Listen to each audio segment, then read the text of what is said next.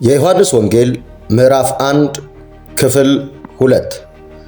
ቃልም ሥጋ ሆነ፣ ጸጋና እውነትንም ተሞልቶ በእኛ አደረ። አንድ ልጅም ከአባቱ ዘንድ እንዳለው ክብር የሆነውን ክብሩን አየን።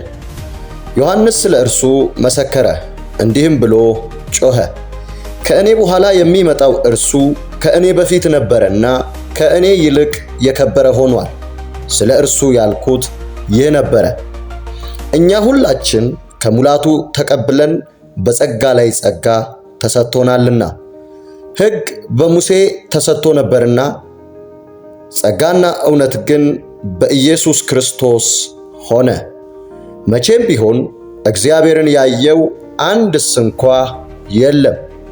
በአባቱ እቅፍ ያለ አንድ ልጁ እርሱ ተረከው። አሜን። ክፍል 3 ይቀጥላል።